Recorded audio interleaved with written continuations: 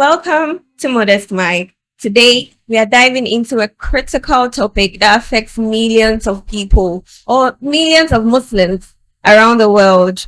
We will talk about why it happens and the impact it has on those who experience it. And I'm doing this with Huda and Rabi.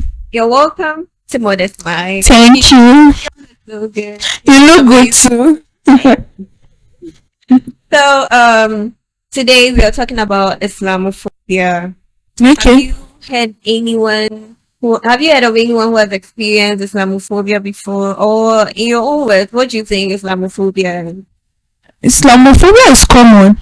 It's like you said in my own words, right? Yeah. So I know it as other people not liking we the Muslims. Simple. Yeah, that's what I think. What of you?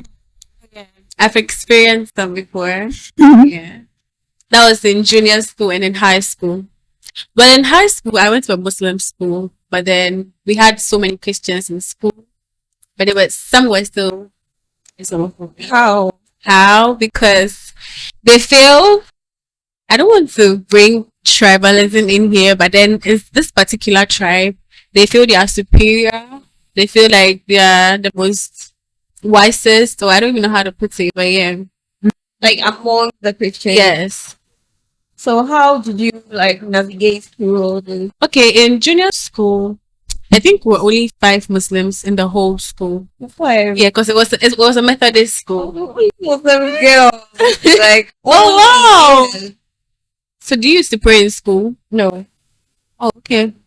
We also don't used to pray in school. It was a Methodist School, but I never experienced anything like that. Like, really? It's also cool. I forgot it.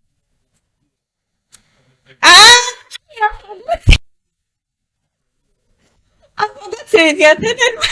Okay. Oh, but then seriously, I never experienced. Oh, okay, that's nice. It was so Oh, I did. Oh my God, I did. high school. Yeah, secondary school, I did. We were so young at the time. So No, not junior.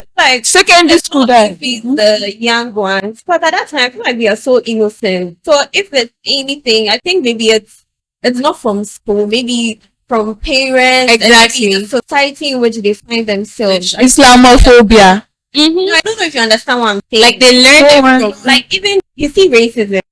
When you go outside, the kids see you and they want to come close to you. They don't care the color. Yeah, but then and you realize that these kids are so innocent. Okay. Then it's when they start growing up. That's when the household they are coming from. Yeah, this you are We right. don't like whites. We don't like. right. It's true. Mine was in secondary school, right? It's about this scarf on my head. You know that one? It gives us trouble. You attend an Islamic school No, Wesley Grammar. and you were wearing it. Did they? Not inside the school. Do you get? Yeah. I wear it when I get to. There's this filling station in our school. Yes. So when I get to that filling station, I remove my scarf and fold it inside my bag. So one day I remember not putting it inside the bag, but then I place it where we place our water bottles.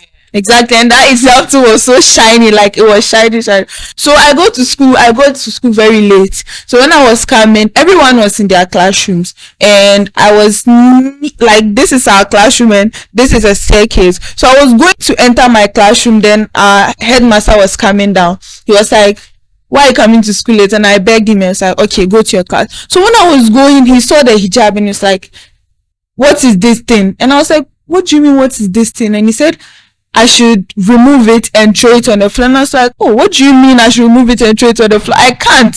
And I even begged him. He said, "No, I should." I said, "I'm not wearing it. You guys gave us a rule. You said that if you want to wear the hijab, don't wear it in the school premises, wear it outside." And I was like, "Okay." So I didn't wear it. The hijab is in my bag, so I'm not wearing it. Why do you want the hijab? This man said, "No, I should remove the hijab." I said, "Sir, please, I beg this man. The man was like, no. So he said, "Okay, I should go home. And I don't want my mom to be like, 'Hey, you are bringing trouble to this house. They've never sacked everyone before.'"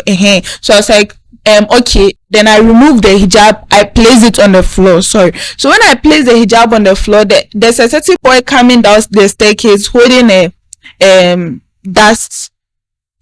That's fine.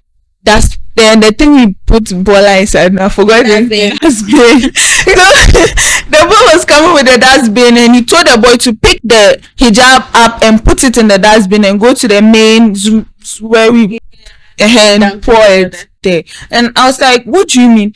So I was like, no, this can't happen. And it's like, shut up. And I said, okay. So the boy did that, and I was going to my class. He said, no, I should go home.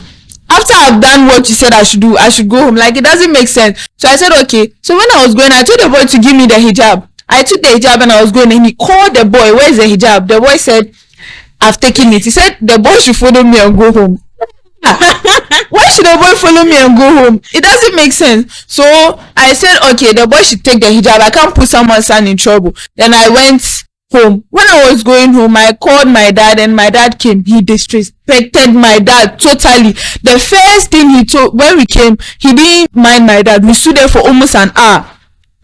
Finally my dad came, and my dad started begging him. I was like, this doesn't deserve begging, because why are you begging him? You did nothing wrong. My dad begged him, and he said, I'm in my last year, I can't risk it for nothing else. So my dad begged him, and he said, go back home and raise your daughter well, because you didn't raise her well. Hey, like, it's really pained me, because my parents blamed me, because they were like, why didn't you remove the hijab when he said remove it? Because I can't.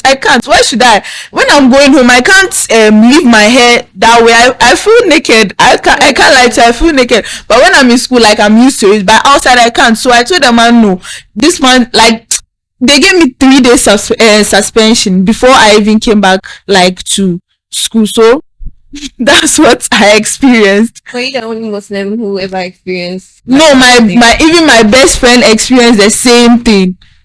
But hence for her, she forgot when she was coming to school. It's like her mind wasn't there, so it was on her head before. And he told her to throw it in the dustbin, and but that's what that was what happened. So yeah, is it? In junior school, teachers used to say, like, when we are making noise in class, keep quiet, we are not in Makaranta. It used to pain me. Like, I'm like, we're not in Makaranta, what do you mean? We don't shout in Makaranta.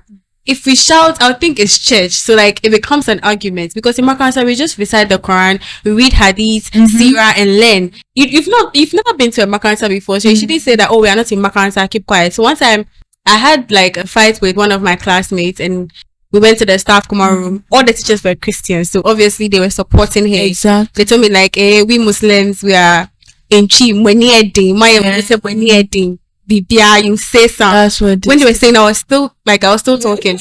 So they got upset, and they're like, they'll punish me. My school, they don't normally call your parents that. They'll punish me. It's a big school, so like junior high school. Yeah, they gave me a portion of land to read. yes, to read. Wow. And I was so skinny then. Like, wow, okay, I'll read. I have friends, I have squad, they'll help me. So I told my friends, and then I called them, and they helped me like read. So since then, most of the teachers they didn't like me. But yeah, they didn't like me. So that was my experience. And in senior high school? In senior high school, you see, in my school, I really love that school because they don't discriminate. Muslims go out on Fridays to pray Jummah, and Christians, I think the SDA, they go on Saturdays, and then the normal Christians go to church on Sundays. So one time, we're going to the mosque on Friday, and one girl stole someone's hijab, and she was wearing to go out. Because if you are going and you're wearing hijab, the security man will not ask you, are you a Muslim or Christian? But the girl was a Christian. Yeah, she was a Christian. I was like, what you're doing is not right. You guys go out on Sunday, so why are you going out on Friday? Then like, we Muslims, like, we love ourselves. Like, she was trying to insult us. And I was like, you've been mentioned like any Christian or any religious school that allows different religions to be practicing your religion freely. So it became a fight, and like, you could see she hates Muslims, but then she had no option. She just came to the school. So yeah. For me, I'll say I experienced it in senior high school, but it wasn't like just me. It was like all the Muslims. We had a place that we used to like pray, But then every time, it's like sometimes they will threaten us that they will take the place away from us. Exactly. You know, the Muslims too, we are stop on that one day. Who agree? So we didn't want stuff like we don't go for church service. Mhm. So there was this particular time, the head girl, like, I was cool with her. So I don't know, there was this particular time. Me, I didn't go for the church service. So I was inside the room. Mm-hmm. My Christian friends too were in the room. Oh my god. They're Patricia. You don't forget their names. You didn't go for the church service. Keep quiet. Now, Perfect is preaching to Patricia in the room. God. And the head girl came to class. So I think she heard, or I don't know if someone still heard that people are in this dormitory. Yeah. So she came. She went to report to the reverend. Mm. And when then now we had keys. They started opening from the first dorm. They are coming now. Where will you pass? Under the bed. Exactly. Nah. We went under the bed. Everybody is there. Like even the other side, the cupboard was dividing. So there was another side, and one girl was there. So she was using her phone, and we had our phones though. But I don't know. We're lucky. No, it was at 10. The man came to open the door. He entered. We're under the bed. Now they are checking under the bed. Panicking. They saw Perfect's leg. They pulled it out. Just put you out. Just Keep come out quiet. again. Because all of us we're all in our 90s. They said we should come to the chapel with the 90s like that. Was it a mixed school? Yes, girls. So we should come to the chapel with our 90s. We begged. He was like, okay, we should wear our check. And what it me to do? I was stubborn. The check, I don't like my size. I was very small too, but I like the big one. The one that was on my leg, and I don't have the school sandals. Not like I don't have, but I don't know where. It's always wearing chaps and slides and things in school. They are hinima too. I don't know buy. I was wearing slippers, and the slippers I don't know wear my size. I'll wear oversized. That was how. Then okay, and at that time I was a gym vice president. Oh my god. Yeah. Went to the other house. They went to catch the rest too. When they're bringing them to the president was part. Oh my vice. Now the gym president and vice president, we are all parts. Who's So going it's to like now the they're really first focused not even on the rest. Exactly. The two of us. So we should come. The auditorium. Now we enter, everybody started laughing. Because me already now my dress is funny already. There's no chapel, everybody started laughing. That semester, that time when I was going to school, I didn't trim my hair. Oh, My hair was only you. so every time like I have to scarf it like in the morning. It's When the man said all of us we should write statements. The statement come and see life. Someone said she was not feeling well and she passed out. Someone said cramp. Someone said this. All sorts of excuses. Now the man said, okay, fine. Before they give us a punishment or take us to DC, we have to trim our hair. Now to me, too, I don't want to do it. So every time we still scarf will come, the man puts his hand in the hair and realize that we've not. Master. Then fine, we went to trim the hair. Then he gave us punishment. Now we're to like work in his bungalow. Every time we have to go and scrap some part of his bungalow, like something big. I saw that this punishment, I cannot do it. too much. So one day I saw him. I said, and I lied. It wasn't my birthday. But I lied. I just have to befriend the man so that you all of us the punishment to reduce. Describing it already my plot. I don't work here. My house says we have problem already. Oh my god. Then this man, that day I saw him like, Papa, please, today is my birthday. Please pray for me. He said, you just know you need a prayer. Yes, you need it. And then the lad, and he was like, okay, now I should come to the office so that you pray for me. But I didn't go. I was like, hey, Masa. But when we went, and then there was another time we met when I went to see him. But told me to come. I didn't want to be like a light or something. Yeah. So I went and it was the other papa that was there. His school. So he was like, I heard this is what you people did. Then he spoke to us and you're like, why are you here? I said, Papa, please, today's my birthday. I told Reverend. I started laughing because I don't know the way I'm behaving. I understand. So this whole like, I don't know, it's like, but then the whole thing is like the attention wasn't even on the Christians. It was on us. Plus president and vice president. Vice president. If amongst our Jamaica group, someone called the past president to tell, hey, what's with me? I don't even know. But last the punishment, no, it's all ended it so that I was going right. I'll attend church service days. I'm 80 pages.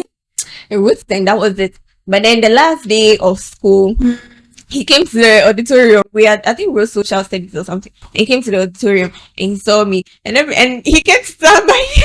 Everybody started screaming. Like, it was so funny because now Papa and I become friends. So I was like, hey, but I don't want any trouble again. Oh.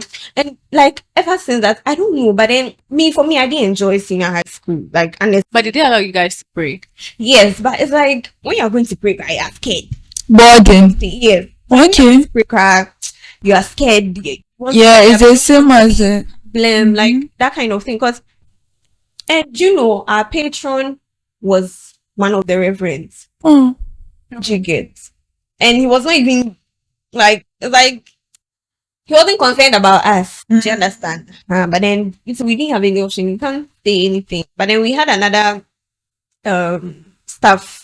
He wasn't really like a staff. I think he was part of those who used to work in the school or something. He was the one helping us small because he was a Muslim. But our patron and that was one of the reverends. I don't know how come. I don't know why. I don't know if because we didn't have any Muslim teacher in the school or something. Oh wow. I don't know. Yeah. Because I think the one that I thought was a Muslim, he came at the latter part. I don't know if he's really a Muslim or he just had like a Muslim name. Yeah.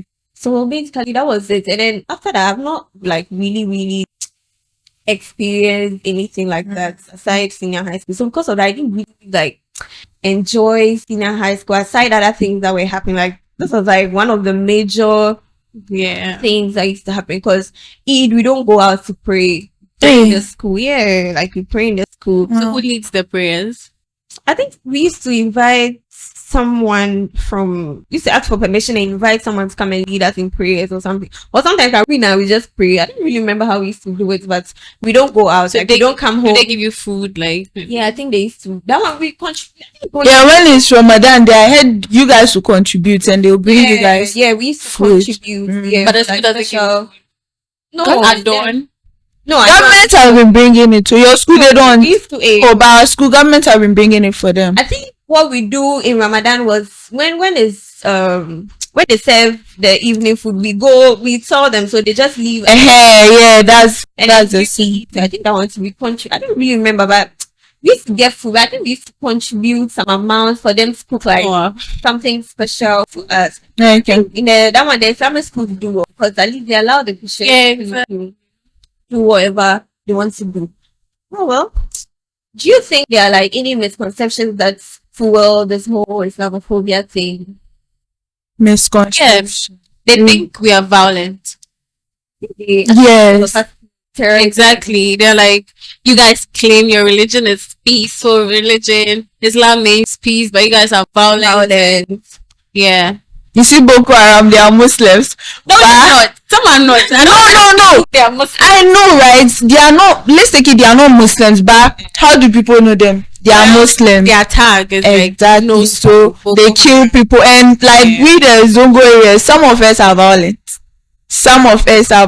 You know. So that title, they'll be like, you Muslims are, especially in school. When I was in school, something happened and I confronted a certain girl. I was like, what do you mean this and that? And she said, you think because you are from the Zongo side, I'll be scared of you or something? Oh. Please, so don't do that. And I was like, hey, this doesn't have to be about religion. No, I'm confronting you. Answer me, but you're talking about you think because you are a Muslim, you are from the Zongo side. Do you get? So all this too, it brings all these misconceptions. And, yeah. So how do you think this affects like young Muslims, especially those growing up in non-Muslim countries? Young Muslims growing up in non-Muslim countries, like Ghana is a non-Muslim country, oh? I think Ghana we are trying, but some too they don't want to be titled as a Muslim, or do you know? Yeah, they cry their part. They are Muslims, all right. So, but then when I'm outside and someone asks you, "Are you a Muslim?" They know that maybe a lot. Yeah, or sometimes they are not straightforward. Like, don't tell you that I'm a Muslim because they know how people think about Muslims. Wow. You see, like funny videos when someone wears a jalbab, right? and he holds a suitcase and places it down, people will think They'll it's think a it's a bomb or some jigger. Yeah. So all this, it brings those misconceptions about Muslims and How about like workplaces? workplaces. About dressing, or is dressing parts. Anything. Yeah. Because my friend dressing, and I'm sorry if you're a Christian, but then alcohol, dressing, and almost all that stuff, right? I know a friend, right? She works in a Christian private company. So they've been having like maybe occasions or some. But she's the Muslim. She's a Muslim, yeah. They've been having occasions and all of that. So they serve their food. And we Muslims, me, I won't serve alcohol.